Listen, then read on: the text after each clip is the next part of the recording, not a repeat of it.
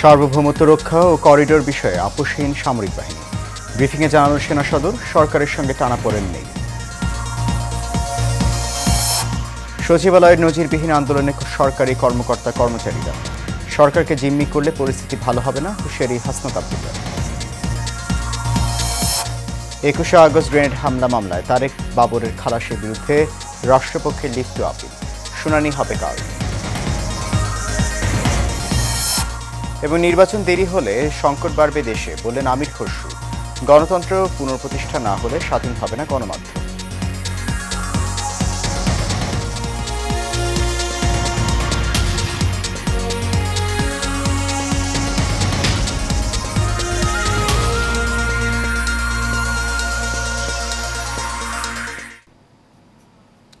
সবাইকে স্বাগত জানাচ্ছি এশিয়ান নিউজে। আপনাদের সাথে আছি আমি সৈয়দ মাহিউজ্জামান মুখর।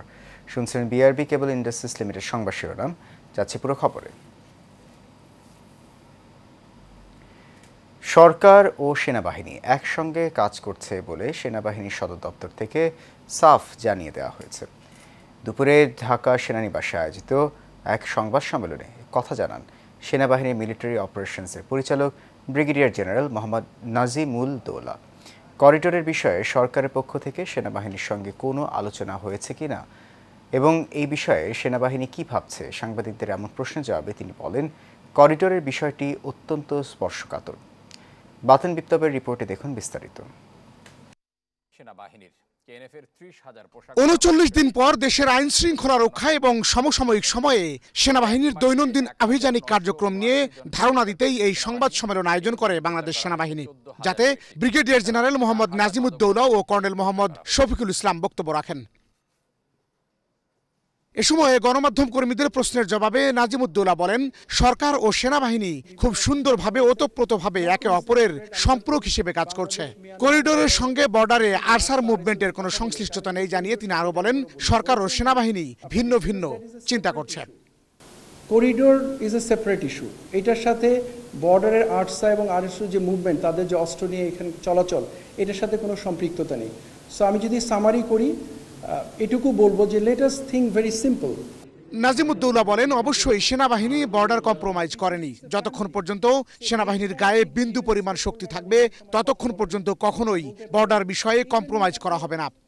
আমরা যেইভাবে চিন্তা করছি, সরকারের সাথে সেনাবাহিনীর বিশাল মত পার্থক্য হয়েছে, বিভেদ হয়েছে, যেটা দেখছি মিডিয়াতে, let us not interpret in this manner. এরকম আসলেই কিছু হয়নি। সরকার এবং সেনাবাহিনী খুব সুন্দরভাবে একে অপরের সহযোগিতায় কাজ করছে। এ সময় কর্নেল শফিকুল ইসলাম বলেন, বাংলাদেশ ও মিয়ানমার বর্ডার অত্যন্ত জটিল একটি পরিস্থিতির মুখে আছে। এমন পরিস্থিতিতে বাংলাদেশ সেনাবাহিনী সতর্ক অবস্থায় রয়েছে বলেও জানান এই সেনা কর্মকর্তা। সো আপনারা যেটা গণমাধ্যমে বা সোশ্যাল মিডিয়াতে দেখছেন, এইটার সঠিকতা বা বস্তুনিষ্ঠতা নিয়ে যথেষ্ট বিবেচনার দাবি রাখে। বাতেন বিপ্লব, এশিয়ান টেলিভিশন, ঢাকা। সংশোধিত সরকারি চাকরি অধ্যাদেশ 2025 প্রত্যাহারের দাবিতে আজও সচিবালয়ের ভেতর বিক্ষোভ করেছেন বিভিন্ন মন্ত্রণালয় ও বিভাগের কর্মচারীরা। আগামীকাল মঙ্গলবার আবারও বিক্ষোভ মিছিল করার ঘোষণা দিয়ে বেলা 2:30টার দিকে আজকের কর্মসূচি সমাপ্ত ঘোষণা করেন তারা। এ সময় একই ধরনের কর্মসূচি পালনের জন্য সচিবালয়ের বাইরে সারা দেশের সরকারি দপ্তরের কর্মচারীদের প্রতি আহ্বান জানিয়েছেন তারা। বিস্তারিত নূর মোহাম্মদ ভূঁইয়া রিপোর্টে। বিক্ষোভে উত্তাল প্রশাসনের কেন্দ্রবিন্দু সচিবালয়। সোমবার বেলা 11টায় যার যার দফতর ছেড়ে মিলিত হন বাণিজ্য ভবনের সামনের গাছতলায়। সরকারি চাকরি সংশোধন অধ্যাদেশ কালো আইন আখ্যা দিয়ে স্লোগান দেন কর্মকর্তা কর্মচারীরা। ফেটে পড়েন বিক্ষোভে। আইন বাতিল না হলে কঠোর আন্দোলনের হুঁশিয়ারি দেন তারা।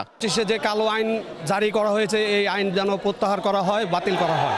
আমাদের এটাই মূল দাবি। একটাই দাবি, এই কালো আইন বাতিল করতে হবে, এটাই আমাদের দাবি। হ্যাঁ, পরবর্তী কর্মসূচি আমরা অবশ্যই যাব। আমাদের যারা আছে, নেতারা আছে যারা, তারা যেভাবে দিক নির্দেশনা দিবে আমরা সেভাবেই আগাবো। এ সময় সংশোধিত অধ্যাদেশ জারির প্রক্রিয়ার সঙ্গে যুক্ত সব সচিব ও সংশ্লিষ্টদের অপসারণের দাবি জানানো হয়। বিভিন্ন মন্ত্রণালয়ে আমাদের কর্মচারীদেরকে সচিবরা ডেকে থ্রেট করেছে, রুমে আটকে রেখেছে। আমরা আজকে তাদের নাম এই জনসভায় ঘোষণা করলাম না, বাট এই আইন প্রণয়নের মাস্টার মাইন্ড হলেন মুখলেসুর রহমান সাহেব। একটা পর্যন্ত আপনারা এখানে থাকবেন, খেলা আজকে শুরু হবে, ইনশাআল্লাহ। যদি না হয়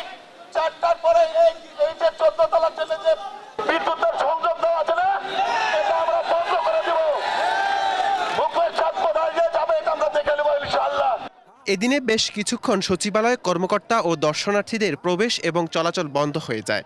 এর বিরুদ্ধে যদি কোনো সচিব পদক্ষেপ নেয় আমরা তার বিরুদ্ধে পদক্ষেপ নেব। নূর মোহাম্মদ ভূঁইয়া, এশিয়ান টেলিভিশন, ঢাকা।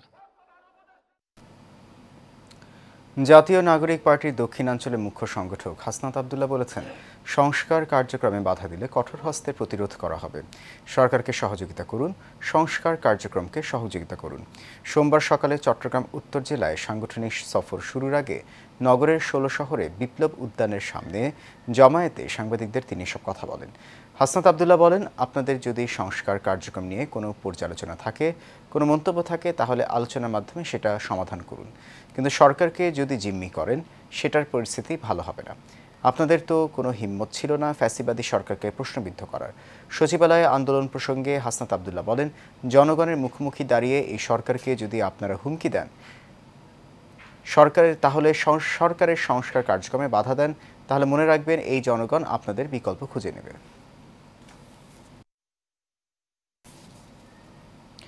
২১শে আগস্ট গ্রেনেড হামলা মামলায় সব আসামি খালাসের রায়ের বিরুদ্ধে রাষ্ট্রপক্ষের লিভ টু আপিলের শুনানি কাল সকালে বিচারপতি আশফাকুল ইসলামের নেতৃত্বাধীন ৫ বিচারপতির বেঞ্চ এই দিন ধার্য করেন। এর আগে গত ১ ডিসেম্বর গ্রেনেড হামলার ঘটনায় হত্যা ও বিস্ফোরক দ্রব্য আইনের মামলায় বিএনপির ভারপ্রাপ্ত চেয়ারম্যান তারেক রহমান সহ সব আসামিকে খালাস দিয়ে রায় দেন হাইকোর্ট। পরে ১৯ মার্চ এই মামলায় সব আসামির খালাসের বিরুদ্ধে আপিল করেন রাষ্ট্রপক্ষ। আসামিপক্ষের আইনজীবীদের প্রত্যাশা, হাইকোর্টের আদেশ বহাল থাকবে আপিল বিভাগেও।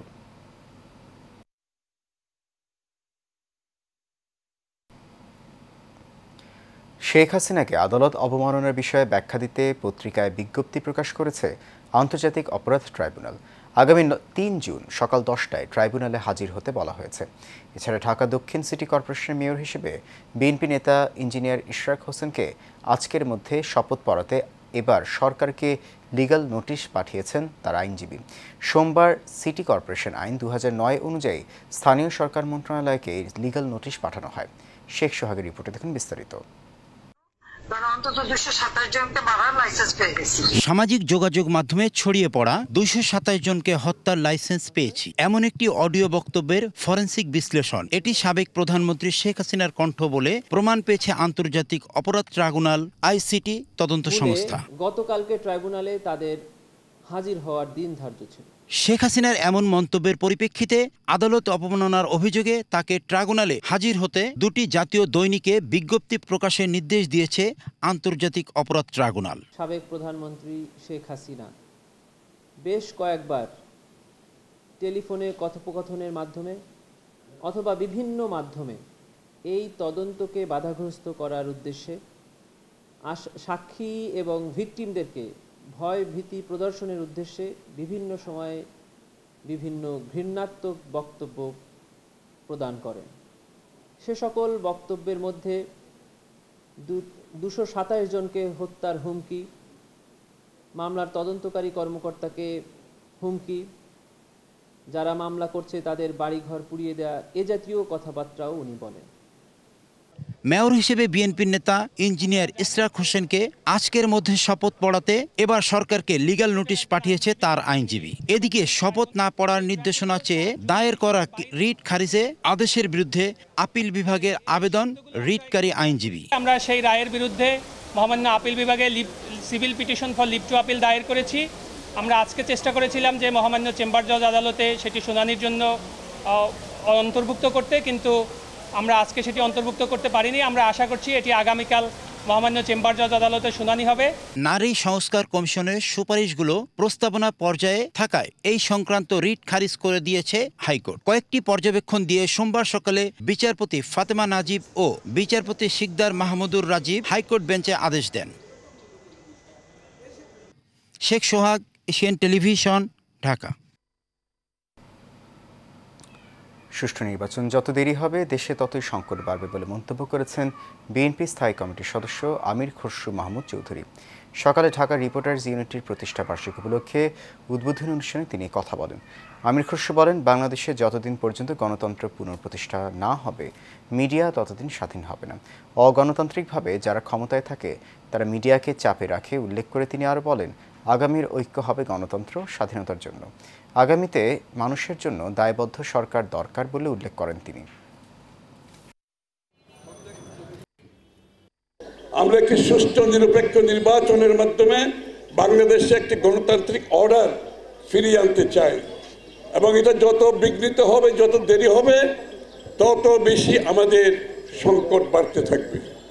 এজন্য আমরা ঐক্যবদ্ধভাবে বাংলাদেশের সমৃদ্ধির জন্য ঐক্যবদ্ধভাবে গণতান্ত্রিক অর্ডার যত তাড়াতাড়ি ফিরিয়ে আনতে পারি, সকলের প্রচেষ্টায়, মিডিয়ার সহযোগিতায়, বাংলাদেশের মানুষের ঐক্যবদ্ধ প্রচেষ্টায় সেই জায়গায় যত তাড়াতাড়ি আমরা যেতে পারি তত বেশি আমাদের জন্য লাভবান হবে। ঢাকা উত্তর সিটি কর্পোরেশন প্রশাসক মোহাম্মদ এজাজের অপসারণ ও গ্রেফতারের দাবিতে বিক্ষোভ মিছিল ও সমাবেশ হয়েছে। কল্যাণপুর থেকে আগারগাঁও পর্যন্ত মিছিলটিতে ঢাকা মহানগর উত্তরের সকল স্তরের জনগণের পক্ষ থেকে এটা হয়। এ সময় নিষিদ্ধ ঘোষিত সংগঠন হিজবুত তাহরীর প্রথম সারির অন্যতম শীর্ষ নেতা, রাষ্ট্রদ্রোহী মামলার আসামি, আওয়ামী লীগের দোসর ও শীর্ষ দুর্নীতিবাজ বলে অভিযোগ ঢাকা উত্তর সিটি কর্পোরেশন প্রশাসক মোহাম্মদ এজাজের অপসারণ দাবি করা হয়। এ সময় বক্তারা বলেন, যতক্ষণ পর্যন্ত মোহাম্মদ এজাজের অপসারণ না হয় ততক্ষণ পর্যন্ত আন্দোলন চলমান থাকবে। একই সাথে ফ্যাসিস্ট আওয়ামী লীগের দোসরদের 25-এর স্বাধীন বাংলায় ঠাঁই হবে না জানিয়ে ঢাকা মহানগর উত্তরের জনগণ হিজবুত তাহরীর এই নেতার কাছে নিরাপদ নয় বলে অভিযোগ করেন তারা।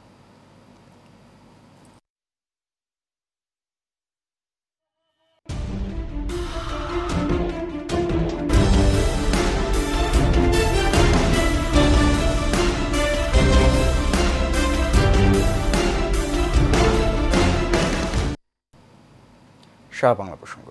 গাজীপুরে বিএনপির কর্মী সম্মেলনে বিএনপি নেতাদের টানানো ব্যানার ফেস্টুন ভাঙচুরের অভিযোগ পাওয়া গেছে। সকালে সদর উপজেলার বাঘের বাজার থেকে সাফা গার্ডেন সড়কে টানানো এই ব্যানার ফেস্টুনগুলো ভেঙে ফেলে দুর্বৃত্তরা। শ্রীপুর উপজেলা বিএনপির সাবেক সাধারণ সম্পাদক আক্তারুল আলম মাস্টার অভিযোগ করে বলেন, বিএনপির কর্মী সম্মেলন সফল করার উদ্দেশ্যে দলীয় নেতাকর্মীরা সাফা গার্ডেন সড়কে ব্যানার ফেস্টুন টানায়।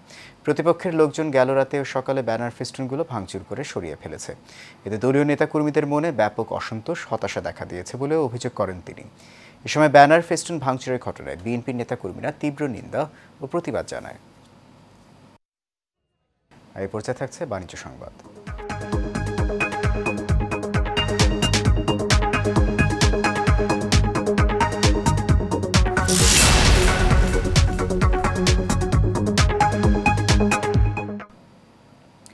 তুরস্কের অন্যতম বৃহৎ হাসপাতাল চেইন মেমোরিয়াল হাসপাতালের উদ্যোগে ঢাকায় অনুষ্ঠিত হল Memorial health care promotion conference Dhaka 2025। রাজধানীর স্থানীয় একটি হোটেলে তুরস্কে আধুনিক ও বিশেষায়িত চিকিৎসা সেবার সম্ভাবনা তুলে ধরতে আয়োজিত এই সম্মেলনে বাংলাদেশি রোগীদের জন্য উন্নত, নিরাপদ ও তুলনামূলক সাশ্রয়ী চিকিৎসা ব্যবস্থার উপর গুরুত্ব আরোপ করা হয়। অনুষ্ঠানের প্রধান অতিথি হিসেবে বক্তব্য রাখেন তুর্কি দূতাবাস ঢাকার সম্মানিত কমার্শিয়াল কাউন্সিলর বিলাল বেলুট। বিশেষ অতিথি হিসেবে বক্তব্য দেন মেমোরিয়াল হাসপাতাল গ্রুপের বাংলাদেশ ও পাকিস্তান অঞ্চলের কান্ট্রি ম্যানেজার মোহাম্মদ আলী সিরাজ।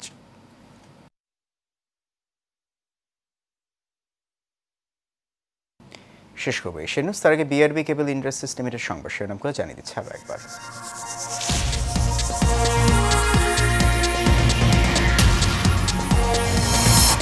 সার্বভৌমত্ব রক্ষা ও করিডোর বিষয়ে আপোষহীন সামরিক বাহিনী, ব্রিফিংয়ে জানালো সেনা সদর। সরকারের সঙ্গে টানাপোড়েন নেই। সচিবালয়ে নজিরবিহীন আন্দোলনে সরকারি কর্মকর্তা কর্মচারীরা, সরকারকে জিম্মি করলে পরিস্থিতি ভালো হবে না, sheriff Hasan Abdullah. 21 August grenade হামলা মামলায় তারেক বাবরের খালাসের বিরুদ্ধে রাষ্ট্রপক্ষের লিভ টু আপিল, শুনানি হবে কাল। এবং নির্বাচন দেরি হলে সংকট বাড়বে দেশে, বললেন আমির খুশ।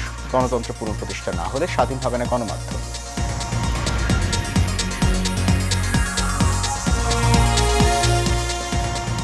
এশিয়ান নিউজে পর্যন্ত। আমাদের পরবর্তী সংবাদ দেখার আমন্ত্রণ রইল। এতক্ষণ সঙ্গে থাকার জন্য অনেক ধন্যবাদ।